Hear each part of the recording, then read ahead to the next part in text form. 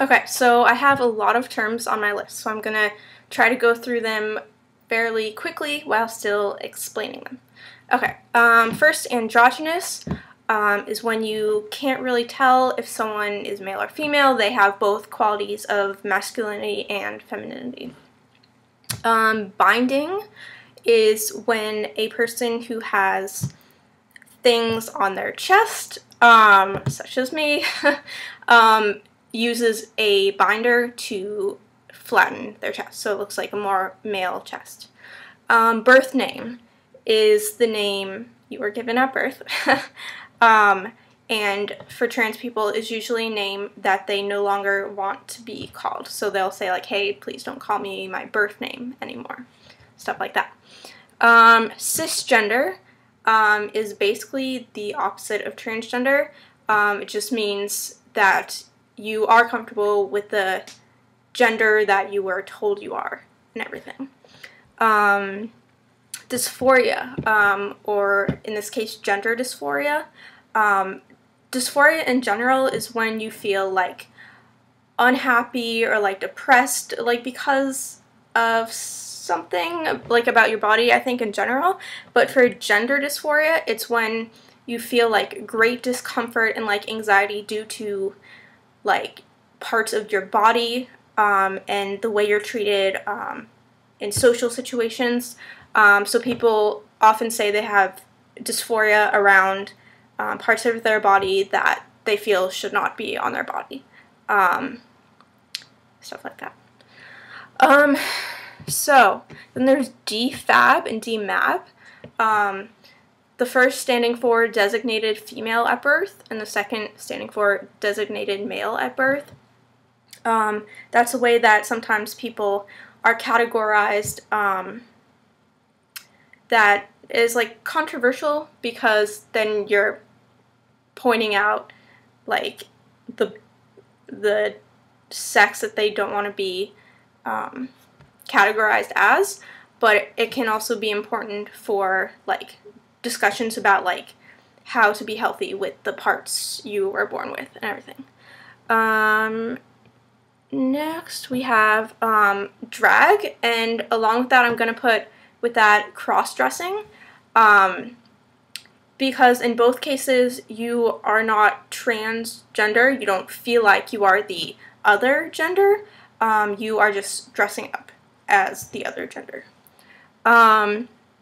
Gender identity disorder, or GID, is what trans people used to be diagnosed with according to the DSM, and now in the fifth one, it's officially now called gender dysphoria, which is an improvement, so it's not thought of as like a disorder.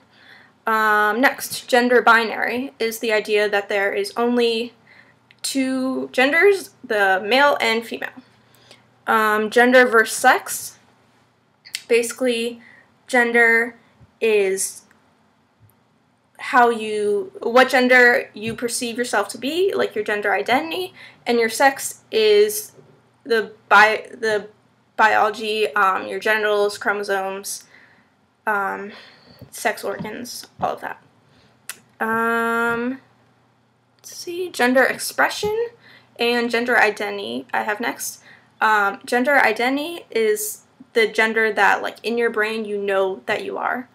And gender expression is the way you express your gender, by the clothing you wear, by the way you do your hair, stuff like that. HRT is hormone replacement therapy. So for me, that is testosterone or T, and for trans women, that would be E, for estrogen or testosterone blockers. Passing. That's something you'll probably hear me say a lot of. I'll be like, hey, like I'm trying to pass right now, or like, do you think I'm passing? Which means that I am trying to, it's usually like when I'm out in public, and like for other trans people as well, we like often try to pass. It's very important to some people, but not to all trans people. And So when I try to pass, I'll wear what I think is like more manly clothes. Like I'll make sure like I'm binding, maybe like wearing like a cool cap or whatever. Also that people in public will perceive me as male, which would be good since I am male.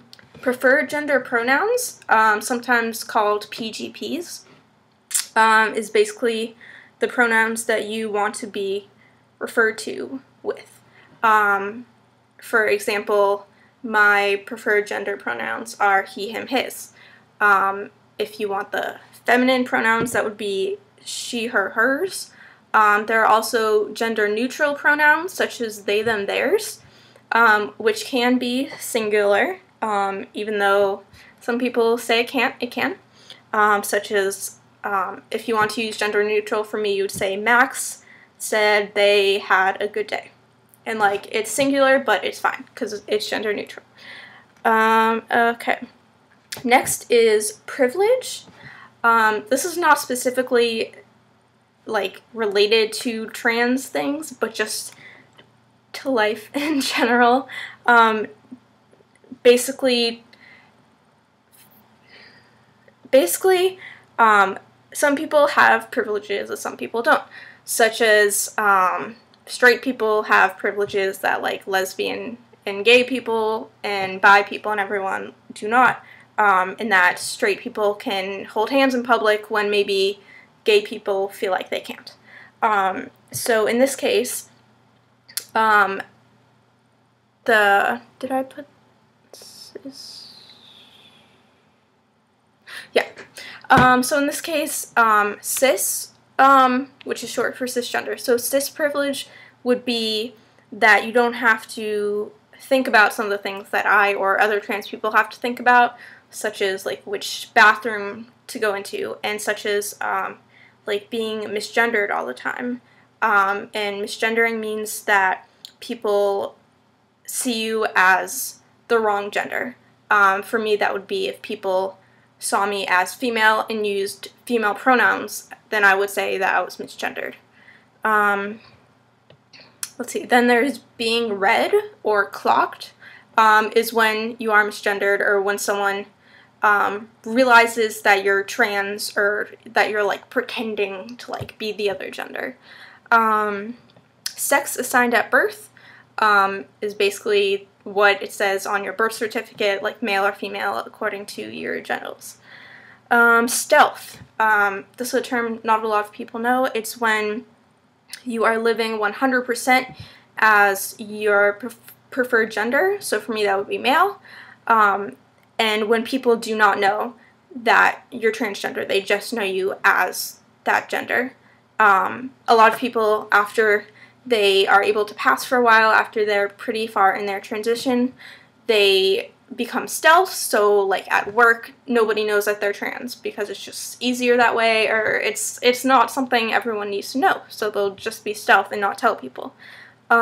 Transition is the word you can use for all of this. It's like the verb also, like Max is transitioning from female to male, or like this is my transition. Let's see what else I have on here. Okay. Okay, so you'll see trans man and trans woman. So basically, a trans man or FTM is female to male. So it's trans man because that person identifies as a man. So that person is a man. Then trans woman or MTF, male to female, is a trans woman, and is a woman. Sorry. Okay. Then we have transsexual. Some people get confused because there's that term and then there's transgender. Transsexual usually means someone who plans to change, who plans to transition using medical ways, such as hormones and surgery. And so it just really depends on whether the person identifies as transsexual or transgender. I personally identify as transgender at the current time. Transphobia is also called cissexism, which is obviously like hate against trans people, or also just like blatant ignorance or things that are offensive to trans people but other people don't realize. Trans misogyny is along the same light as misogyny in general, you know, like hate like against women and like not equality and stuff. So trans misogyny is that, but towards trans women. Then triggered, it's the last one I have on here. It's something not only related to trans things, but like to depression and anxiety and a lot of other things as well. So a trigger would be like if I was called my birth name in like the middle of public or something, and someone like screams my birth name, like that would be triggering for me, because it would, triggering is basically that it brings up like bad feelings, or it like reminds you of something, or like causes you like anxiety. Yeah, okay, so that was really long. Okay, goodbye.